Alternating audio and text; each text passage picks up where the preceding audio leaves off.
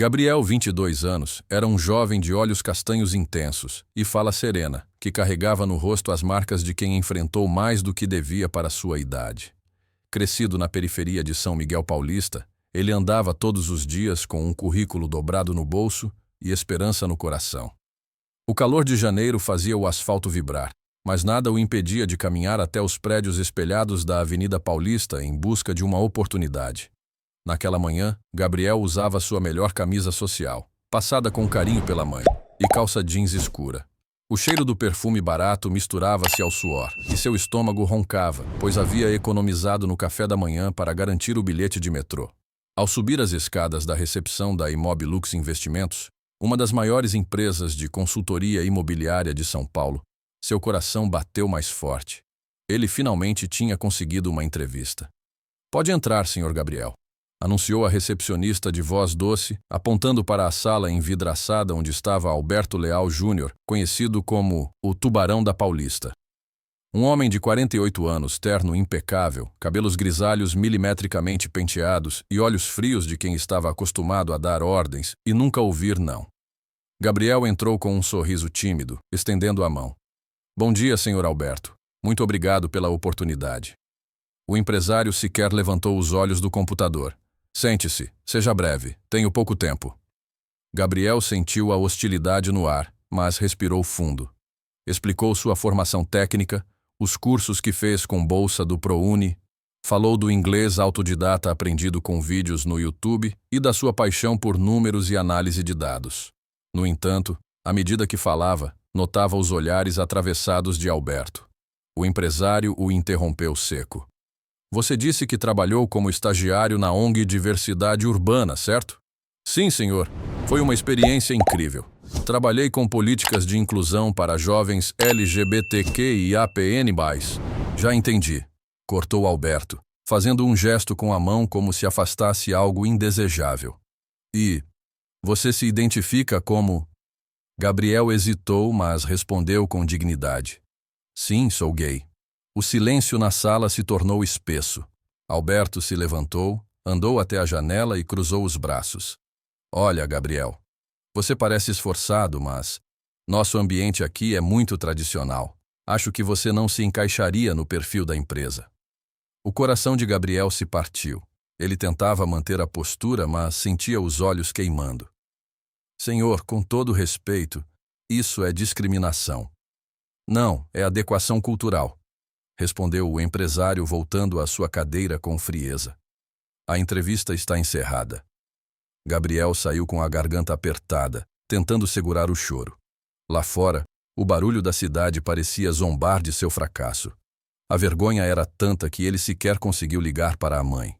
Apenas andou sem rumo pelas ruas, até se sentar em um banco da Praça Oswaldo Cruz. Naquela noite, em casa, deitou-se ao lado da mãe, Dona Teresa, e desabou. Ela o abraçou forte.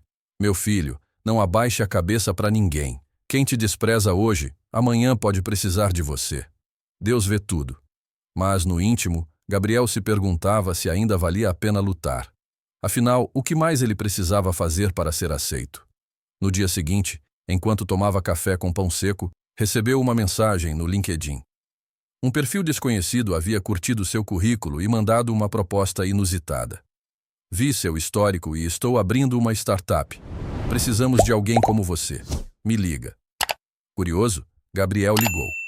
Do outro lado da linha, uma voz jovem e animada se apresentou. "E aí, Gabriel? Aqui é o Renan. Sou sobrinho do seu ex-entrevistador, o Sr. Alberto." Gabriel engoliu seco. Mas Renan continuou. "Vi o jeito como ele te tratou. Eu estava lá, e aquilo foi nojento. Mas você me impressionou. Eu quero te dar uma chance de verdade." Gabriel aceitou o convite para conhecer o projeto, que envolvia tecnologia e inclusão social. Ao chegar, viu uma pequena sala, com 2 computadores e muita energia criativa. Renan era diferente, acolhedor, transparente, com valores que lembravam os de sua mãe. "Aqui, ninguém precisa esconder quem é. Se você topar, quero você como sócio minoritário. Eu entro com o capital, você com o cérebro." Gabriel não acreditava no que ouvia. Era tudo o que sempre sonhara. Mas, por dentro, ainda doía a lembrança de Alberto, sua arrogância e o desprezo frio. Por que você está fazendo isso por mim? Perguntou Gabriel, desconfiado. Renan respirou fundo e respondeu. Porque ele precisa aprender uma lição que só a vida pode ensinar. E você vai ser essa lição. Gabriel aceitou. E o que começou com lágrimas e humilhação, começou a ganhar tons de esperança. Mas o destino ainda reservava mais do que ele jamais poderia imaginar. Nos meses seguintes, a pequena startup que nasceu do encontro entre Gabriel e Renan começou a tomar forma. Batizada de Diversitech, ela tinha como missão promover tecnologia acessível e formação profissional para jovens de comunidades marginalizadas, especialmente LGBTQIAPN+. A ideia nasceu da dor, mas floresceu com propósito. Gabriel mergulhou de cabeça. Comandava a parte de dados e planejamento estratégico, desenvolvendo soluções que facilitavam o acesso ao mercado de trabalho. Seu nome começou a circular entre incubadoras sociais, premiações e grupos de inovação. O garoto que fora humilhado na entrevista agora dava palestras sobre diversidade nas grandes universidades da capital. Certo dia, durante um evento na FGV, Gabriel subiu ao palco diante de uma plateia lotada. Entre os convidados estava um homem que, ao vê-lo, arregalou os olhos de surpresa. Alberto Leal Júnior. Sim, o mesmo empresário que o havia recusado meses antes. Senhoras e senhores, disse Gabriel, com a voz firme e o microfone na mão. O que me trouxe até aqui foi o não mais doloroso da minha vida. E também o mais necessário, porque ele me empurrou direto para o sim que mudaria tudo. Alberto abaixou os olhos incomodado, mas Gabriel não estava ali para se vingar, estava para inspirar. Após a palestra, Alberto se aproximou, visivelmente constrangido. Gabriel, preciso falar com você. O jovem respirou fundo. Não esperava aquele reencontro, muito menos tão cedo. Pois não, senhor Alberto. Eu não sabia que você era tão competente. Não imaginei que teria tanto potencial. Não imaginou porque não quis ver, respondeu Gabriel com elegância. Eu era o mesmo naquela entrevista. Só não era branco, rico ou hétero. Alberto tentou justificar-se, mas Gabriel o cortou com gentileza. Não estou aqui para julgar. Só espero que da próxima vez o senhor ouça com o coração.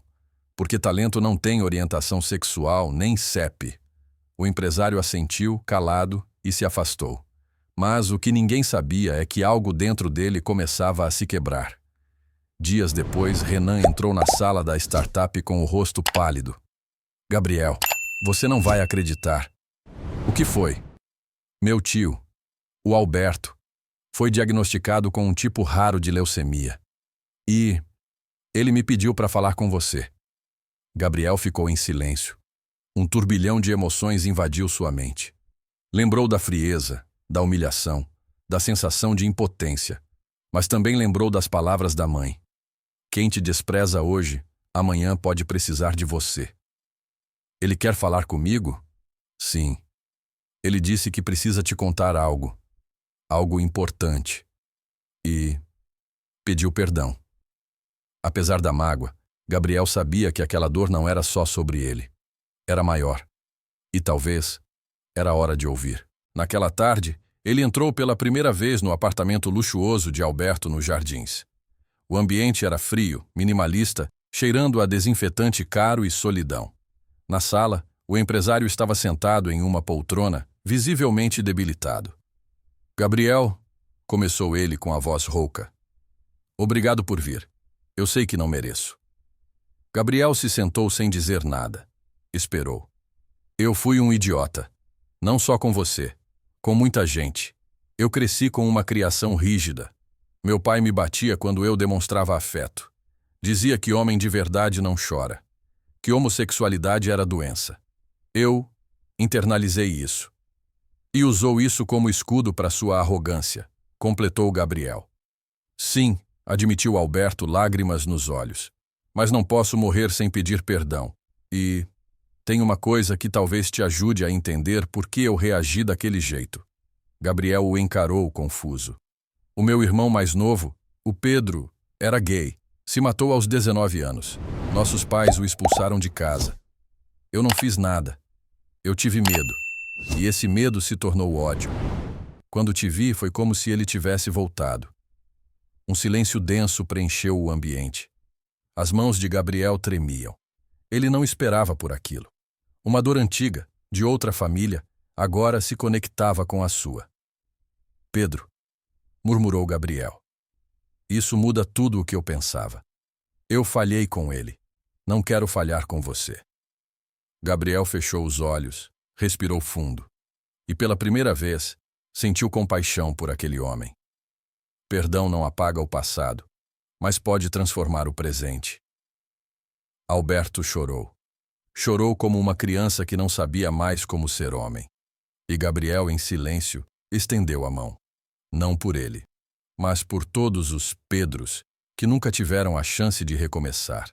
E naquele gesto, uma nova história começou a ser escrita. Semanas após aquele encontro inesperado, Gabriel ainda tentava processar tudo. As palavras de Alberto, a história trágica de Pedro e a dor que parecia atravessar gerações. Mas algo dentro dele havia mudado. Pela primeira vez, ele compreendia que algumas violências não nasciam apenas do ódio, mas da ignorância, do medo e de feridas não curadas. Mesmo assim, decidiu seguir em frente com sua missão. A Diversitec crescia. Conquistaram um edital da prefeitura e passaram a treinar jovens LGBTQIAPN+ em situação de vulnerabilidade. Gabriel virou símbolo de superação e começou a ser convidado para programas de TV, podcasts e rodas de conversa em escolas públicas. Em uma dessas visitas, numa escola em Sapopemba, uma adolescente tímida se aproximou com os olhos marejados. Gabriel, posso te dar um abraço? Ele sorriu e abriu os braços. Claro que pode. Eu sou lésbica e minha mãe ainda não sabe, mas te ver aqui me dá coragem. Obrigada por existir. Gabriel sentiu o coração apertar. Ele sabia que não era um herói, mas se enxergava naquela menina. Sentia o mesmo frio na barriga, o mesmo medo de não ser aceito. Mas agora, ele era o exemplo que antes precisava ter. Enquanto isso, Alberto iniciava seu tratamento. Internado no hospital sírio-libanês, passou a enviar mensagens periódicas para Gabriel. Não eram longas, apenas palavras curtas, mas sinceras. Obrigado por ter me escutado. Pensei muito no Pedro hoje. Espero que esteja bem. Até que um dia Gabriel recebeu uma ligação inusitada de Renan. Cara, preciso te contar uma coisa. O meu tio, ele mudou o testamento. Como assim? Ele colocou você como um dos beneficiários e quer te dar 10% da Imobilux em vida. Gabriel ficou em choque. Isso não faz sentido. Eu não quero o dinheiro dele. Não é só dinheiro, Gabriel. É símbolo. É ele dizendo, você vale, mesmo que eu tenha negado isso no passado. Pense com calma. Gabriel passou dias refletindo. O orgulho, a raiva, o medo de ser usado como peça de marketing. Tudo passou por sua mente. Mas então, uma lembrança o invadiu. O abraço daquela menina na escola e as palavras de sua mãe ainda tão vivas. Quem te feriu pode ser curado por você, meu filho. Não por obrigação, mas por amor. No fim, aceitou.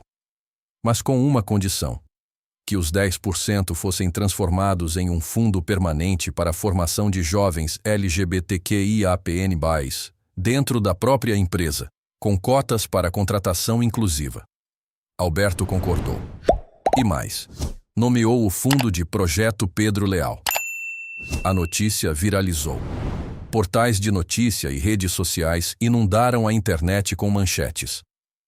Ex-milionário preconceituoso doa parte da empresa a jovem gay que humilhou em entrevista.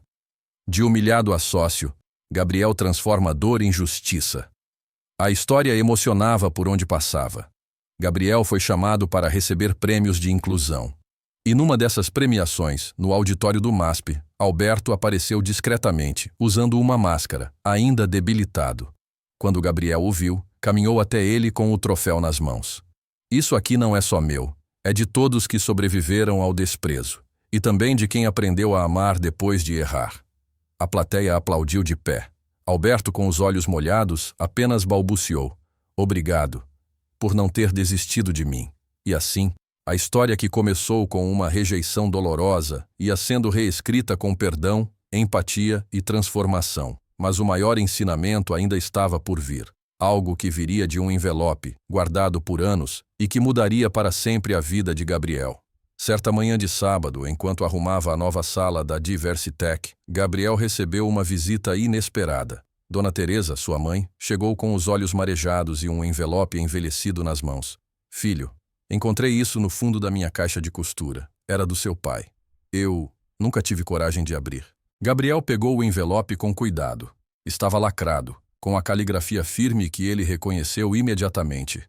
Seu pai, José Carlos, havia morrido quando ele ainda era criança, vítima de um assalto. Era uma figura quase mítica em suas memórias. Um homem doce, trabalhador e sempre sorridente. Quer que eu leia com você, mãe? Ela assentiu. Gabriel rompeu o lacre. Dentro havia uma carta, escrita pouco antes da tragédia. A primeira frase fez seu coração parar. Gabriel, meu filho, se um dia você crescer sem mim, quero que saiba de uma verdade. Você é mais especial do que imagina.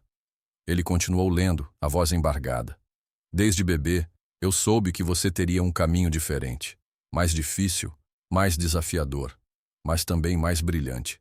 Seu olhar é puro, seu coração é justo. E se algum dia alguém tentar diminuir você por ser quem é, lembre-se, você veio ao mundo para iluminar quem vive nas sombras. Dona Teresa chorava em silêncio, apertando as mãos do filho. Eu não estarei aí para te defender de tudo, mas estarei nas suas escolhas, nas suas palavras, na sua luta. Ame com orgulho, seja quem você é. O mundo precisa de mais Gabriéis. Ao terminar a leitura, Gabriel não conseguia conter as lágrimas. Sentia como se seu pai tivesse voltado, mesmo que por instantes, para lhe dar a coragem que tantas vezes vacilava. Ele sabia, mãe? Sabia, respondeu Teresa. Desde pequeno. Mas nunca disse com palavras. Dizia com gestos, com abraços, com proteção. Seu pai te amava exatamente como você era. Aquela carta se tornaria um novo marco em sua vida. Na semana seguinte, Gabriel a transformou em uma campanha chamada Cartas de Orgulho, onde jovens LGBTQIAPN+, escreviam cartas para si mesmos ou recebiam mensagens de apoio de pais voluntários. A campanha viralizou em todo o Brasil. Influenciadores, artistas, até mesmo políticos participaram. E mais uma surpresa estava prestes a chegar. Renan apareceu na sede da startup com os olhos arregalados. Gabriel, você precisa ver isso agora. Ele mostrou o vídeo de uma entrevista ao vivo. Na tela, Alberto Leal Júnior, com aparência frágil, mas dignidade recuperada, dizia ao repórter: Eu fui criado para ter medo do que é diferente, mas meu sobrinho, e principalmente o Gabriel, eles me ensinaram o contrário. O amor vence o medo, sempre. E é por isso que estou doando mais 15% da minha empresa para projetos sociais voltados à diversidade. Porque a transformação começa aqui dentro. Gabriel ficou imóvel. Sentia um misto de choque e gratidão. Não esperava a redenção pública, mas aquilo era mais do que um gesto. Era reparação. Minutos depois, uma mensagem chegou em seu celular. Gabriel, obrigado por me permitir ver o mundo com outros olhos. Estou orgulhoso de você. Pedro também estaria. Era de Alberto. Gabriel respondeu com poucas palavras, mas carregadas de sentimento. Você escolheu o amor, e isso muda tudo. Dias depois, foi convidado para falar na ONU em um evento sobre juventude, inclusão e superação. Em seu discurso, levou a carta do pai e mostrou ao mundo que a cura do preconceito começa com empatia, mas só se completa com ação.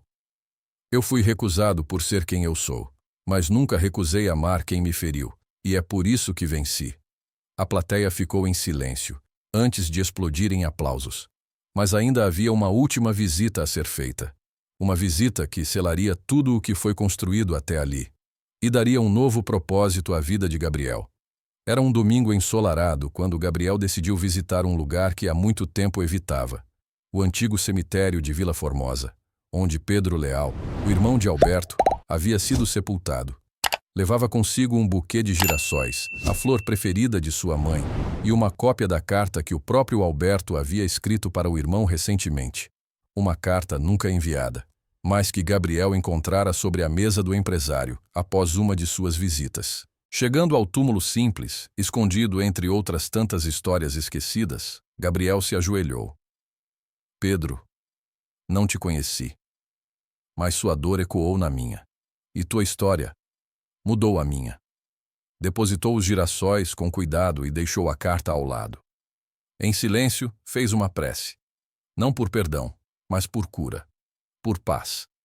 Naquela noite, ao voltar para casa, encontrou Alberto esperando na portaria do prédio da Diversitec.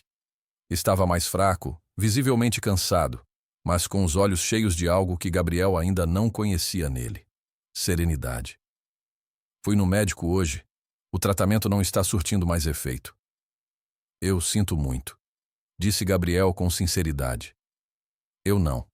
Pela primeira vez em décadas estou em paz, porque tive tempo de fazer o que meu irmão nunca pôde, pedir desculpas, amar sem medo e te conhecer. O silêncio entre eles era cheio de significados, até que Alberto tirou do bolso um envelope e entregou a Gabriel. Isso é meu legado final. Leia quando estiver sozinho. Mas antes, só queria te agradecer. E, com voz embargada, completou. Você é a melhor coisa que me aconteceu. Dias depois, Alberto faleceu. O país inteiro repercutiu a história de redenção. Jornais, revistas e até documentários foram feitos. Mas o que mais tocava as pessoas não era o fim da vida de um homem rico, e sim o recomeço de milhares de jovens que passaram a ter oportunidades graças à semente plantada por Gabriel. No velório, Gabriel segurou a mão de Renan enquanto Dona Teresa estava ao seu lado, em silêncio respeitoso. A presença de jovens da periferia, empresários, professores e membros da comunidade LGBTQIAPN+, mostrava que aquela história não era mais de um só, era de todos. Meses depois, na sede da Diversitec, Gabriel finalmente abriu o envelope deixado por Alberto. Dentro havia um bilhete manuscrito e uma chave. Gabriel, essa é a chave do apartamento onde vivi minha vida inteira sozinho. Quero que você o transforme em algo que nunca tive, um lar cheio de acolhimento. Faça dele um abrigo, um centro, um farol. Com amor, Alberto. Foi assim que nasceu o Centro Pedro Leal de Acolhimento e Formação, um espaço para jovens expulsos de casa por causa da orientação sexual ou identidade de gênero. Lá, eles encontram abrigo, alimentação, cursos, terapia e, principalmente, amor. Na inauguração, Gabriel fez um breve discurso, segurando a carta do pai numa mão e a de Alberto na outra. Essas duas cartas representam o que há de mais forte em nós: a capacidade de amar apesar das dores e de transformar a rejeição em abrigo. E, olhando para o céu, finalizou. Pai, Pedro, nós conseguimos. As palmas ecoaram, mas mais forte ainda era o som dos corações se curando. Gabriel entendeu, enfim, que a verdadeira vitória não era provar seu valor a quem o humilhou, mas tornar-se quem ele sempre foi destinado a ser: um farol para os invisíveis, uma voz para os silenciados e um abraço para os que só conheciam o desprezo. Sua história tocava o Brasil. E como dizia sua mãe, quando você cura um coração, você muda o mundo inteiro. Deixe sua opinião nos comentários e não esqueça de dar like, se inscrever no canal e ativar o sininho para não perder novas histórias emocionantes. Além disso, essas histórias na sua tela podem te emocionar. Assista e seja feliz. Até a próxima.